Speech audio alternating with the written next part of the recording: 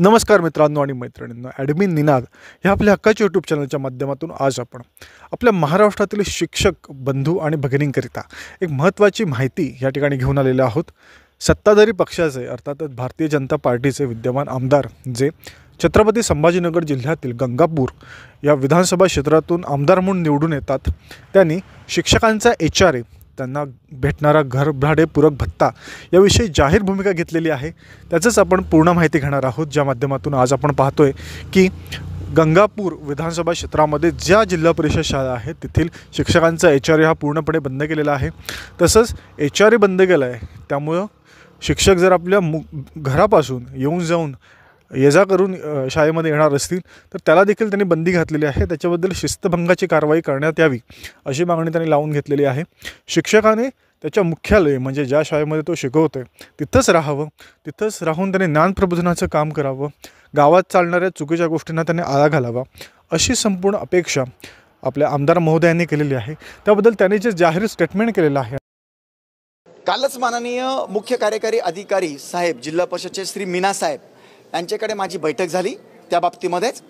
आणि गेल्या मी सांगितल्यापासून सप्टेंबर 2022 पासून माझ्या मतदारसंघामध्ये सगळ्यांचा HRA बंद आहे। HRA बंद आहे म्हणजे ते त्यांनी अपडाऊन करणं हे त्यांना कायदेशीर नव्हतं।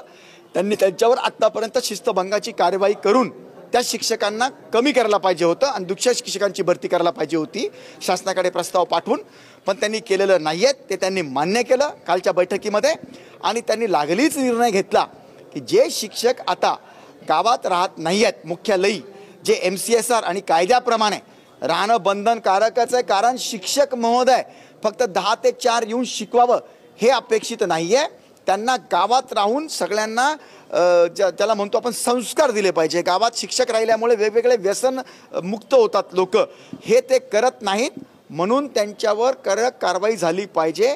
त्यांना जे काही दिलेला आहे मुख्यालयी राहण्याचा कायदा तो त्यांनी पाळलेला नाही आणि ह्याचा सगळा हेतू आहे दर्जेदार शिक्षण, आणि दर्जेदार शिक्षण दिलं नाही त्याचा क्रायटेरिया आहे, म्हणून दर्जेदार शिक्षण दिलंच नाही त्यांनी, तेही प्रूव्ह झालेलं आहे।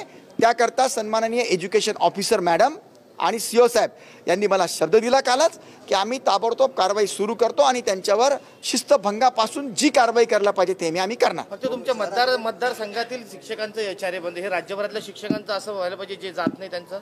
मला बाकीच्याची अजून माहिती नाही, मला माझ्या मतदारसंघाची माहिती राज्यभरातलं तुम्ही हा करेल ना।